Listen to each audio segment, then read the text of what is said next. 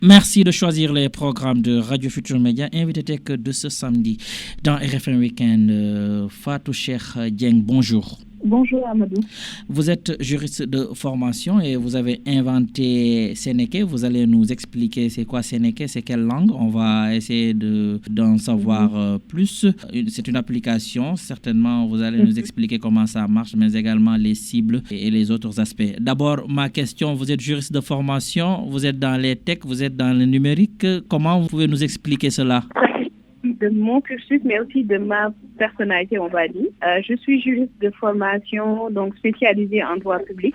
J'ai fait mon cursus à l'université Gaston Berger de Saint-Louis de 2009 à 2014 et suite à cela, j'ai intégré le monde du développement. Donc, en commençant dans une organisation qui s'appelle Inla Tiers-Monde, dans son entité lead Afrique francophone, où j'ai été en contact avec les communautés. Après cela, j'ai travaillé dans d'autres organisations et dans des projets de l'Union européenne, de l'USAID, etc., où l'objectif était vraiment d'accompagner les communautés, mais surtout les femmes et les jeunes. Donc, j'ai travaillé surtout dans cette dimension accompagnement, mais connecté à l'innovation. Et dans ce monde de développement international-là, tout est connecté. Donc, je rencontrais fréquemment les femmes, mais aussi j'étais en contact permanent avec les problématiques qu'elles rencontraient en zone rurale, et surtout les femmes qui sont dans le secteur agricole. Le principal problème que j'avais remarqué, c'était la commercialisation des produits issus de l'agriculture. Et donc, je dis qu'en utilisant la tech, je pouvais proposer une solution facile, simple d'utilisation, qui puisse permettre de répondre à ce problème-là. Donc, d'offrir aux femmes une plateforme qui leur donne non seulement la visibilité, les opportunités, mais aussi la possibilité de vendre le produit au Sénégal à l'échelle internationale. Donc, c'est de là où est Sénéké. De là où est né Sénéké. D'abord, le nom Sénéké, ça renvoie à quoi concrètement? C'est pas du français certainement. Non, Sénéké signifie agriculture. C'est un mot diarranké que j'ai des entrepreneurs que j'accompagne à Kédougou. J'ai passé 2 ans quand j'étais coordonnatrice d'un projet qui s'appelle Oser Ensemble, qui fait partie du programme Technifi. Je ne sais pas si vous voyez un programme développé au Sénégal. Oui. Donc voilà, j'accompagnais ces entrepreneurs, des femmes jeunes, et qui pratiquaient l'agro. Donc Sénéké signifie agriculture. C'est au-delà de l'agriculture, ça signifie culture, c'est-à-dire quelque chose qui est vraiment ancré dans la vie de tous les jours à Kédougou. Quelque chose qui fait partie du quotidien, mais qui est aussi traditionnel, qui renvoie à la richesse, à l'abondance, mais qui renvoie aussi, on va dire, à la vie en elle. Donc c'est de là où j'ai pris Sénéké. Pourquoi vous avez ciblé les femmes pour cette invention Sénéké? Pourquoi les femmes? Pourquoi pas nous, les hommes?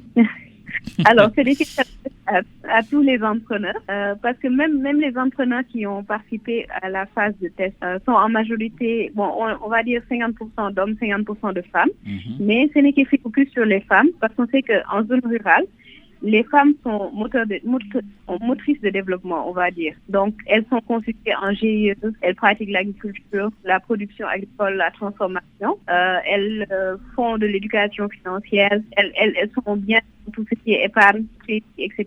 Mais elles font face à un problème qui est vraiment récurrent. C'est le problème de l'accès au marché, le problème de la commercialisation de produits. Et en général, en zone rurale, on dit que quand une femme est autonome financièrement, donc c'est la communauté qui est autonome. Parce que la richesse qu'elle a dans son activité, elle l'ingère au sein de la communauté. Et donc, ces femmes-là ont besoin d'accompagner, elles ont besoin d'être poussées, elles ont besoin d'être renforcées. Et donc, Sénéké leur offre en fait cette possibilité-là d'avoir de la visibilité, de pouvoir se positionner sur un marché, mais de pouvoir surtout aussi commercialiser leurs produits. Maintenant, vous avez expliqué cela sur l'utilisation, comment ça marche. Est-ce que vous avez aussi pensé à ces femmes-là qui font partie de vos cibles, leur niveau d'études, leur niveau de compréhension de ces outils?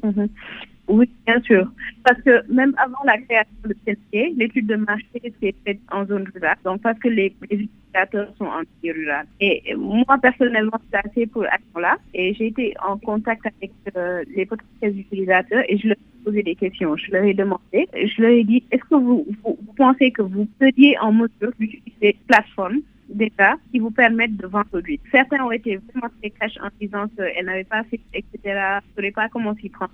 Mais ça a poussé à développer un système. C'est-à-dire qu'en utilisant notre réseau de partenaires en zone rurale, que ce soit les organisations locales, les ONG, les mouvements de... Donc, on a réussi à un système qui permettait d'assurer le suivi de ces bénéficiaires. Parce que les utilisateurs ont besoin, en fait, d'être en contact permanent avec nous, de savoir qu'au moins de problème, ils ou elles peuvent appeler, ou elles peuvent donner du soutien dont elles ont besoin, etc. Et même parfois pour charger des dossiers et tout. Donc, nous, on se repose sur ce réseau de partenaires-là pour pouvoir faciliter justement tout ce process-là. Elles ont une assistance permanente par rapport à l'utilisation. Tout à fait. Donc, je rappelle que nous sommes avec notre invité tech Fatou Cheikh Dieng. Elle est juriste de formation. C'est elle qui a inventé Seneke, l'application qu'on est en train de discuter, l'application mobile qui est très facile, surtout le commerce B2B et l'investissement dans le secteur agricole. Le commerce B2B, comment ça se marche dans l'application? Expliquez-nous un peu. Oui,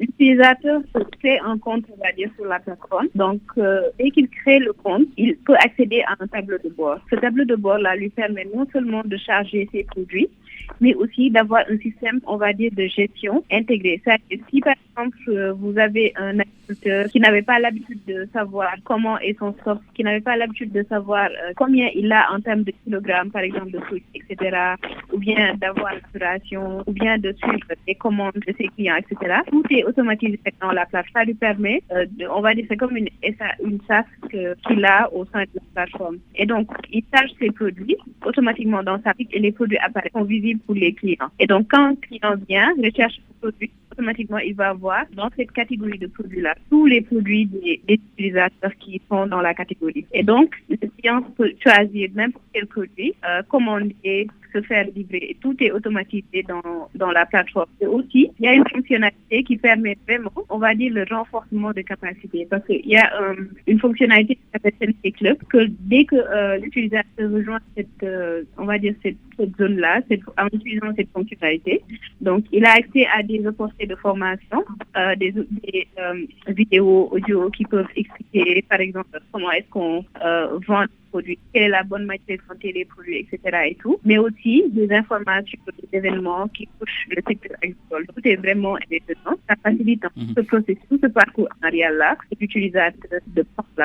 L'autre aspect, peut-être qu'on va terminer là-dessus, c'est par rapport à l'évaluation, si on peut le dire, puisque depuis vous l'avez créé, aujourd'hui certainement, c'est tout le temps, c'est des mises à jour, c'est pour parfaire. Seneke, aujourd'hui, si sur une fourchette de 100, comment vous appréciez Seneke? C'est vrai qu'on a de 50%. Pourquoi 50%?